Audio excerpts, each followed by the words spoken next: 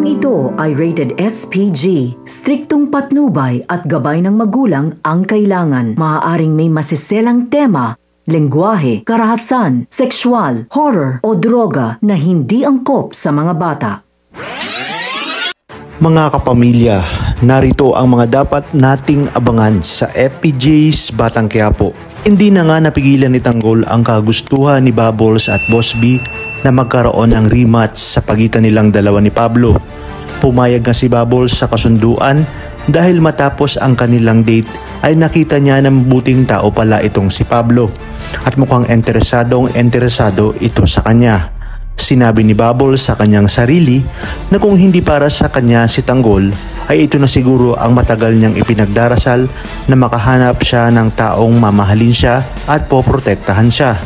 Ngunit hindi papayag si Tanggol na basta-basta na lang matalo ni Pablo dahil dito nga nakataya si Bubbles at ang resto bar ni Boss B. Isa nga din ito sa paraan ni Bubbles upang mapatunayan niya kung gaano nga siya kaimportante kay Tanggol. Magagawa niya ngang pagselosin si Tanggol at yun nga ang nangyari. Kaya't kilig na kilig naman itong si Bubbles. Nang dumating na nga ang araw ng kanilang laban, ay inilabas na nga ni Tanggol ang kanyang tapang, talino at diskarte sa larong bilyar. At higit sa lahat ay nagdasal siya na sana sa pagkakataong ito ay maipanalo niya ang laban na ito. Lahat ay kabado at nag-aabang na nang dumating sa puntong huling bola na ang dapat mailusot ni Tanggol. Kaya naman hindi sila binigo ni Tanggol at nailusot nito ang bola. Dahil dito ay ibabalik ni Pablo ang titulo ng resto bar ni Boss B at ang 6.4 million naman para kay Tanggol. Ganun pa man, maluwag na tinanggap ni Pablo ang kanyang pagkakatalo dahil na rin sa sinabi ni Bubbles. Tinamaan nga siya ng gusto kay Bubbles at tila unti-unting lumalambot ang kanyang puso. Iginiit ni Bubbles na kahit natalo si Pablo ay pwede pa rin silang maging magkaibigan.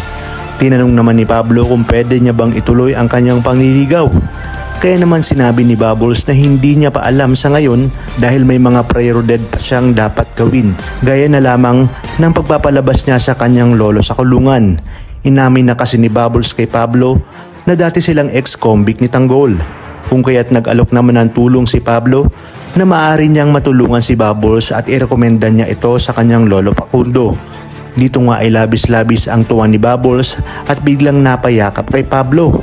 Kung saan, mahahalata naman na nagsiselos itong si Tanggol. Idinagdag pa ni Bubbles na kung pwede rin pati ang mga kaibigan niya Tanggol na siya rin nakakulong ngayon.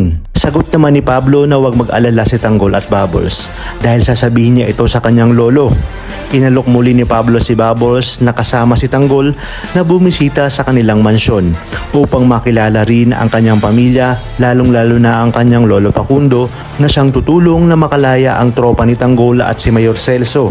At dito mapag-aalaman ni Senyor Facundo na si Tanggol pala ang matagal nang hinahanap ni Marcelo. Kaya naman dito na magsisimula ang alyansa ni Tanggol sa mga kabalyero. Sa kasamaang palad ay hindi naman sila nagkita sa mansyon ng kanyang lola Tinding. Kung kaya't matapos nila ay dumalaw na nga itong si Tanggol sa kanyang nanay Tess upang mag-abot ng kaunting tulong. Inilihim naman ni Marites ang nangyari sa kanilang pamilya upang hindi pagsimulan pa ng mas malaking gulo. Ayon kay Tess, kilala niya umano itong si Tanggol. Talaga namang kapanapanabik ang mga susunod na tagpo sa teleseryeng ito. Kaya naman sabi-sabay natin itong pakaabangan. At kung bago ka pa lamang sa aking channel, sana huwag kalimutang mag-like at subscribe. Pindutin ang notification bell para updated kayo palagi.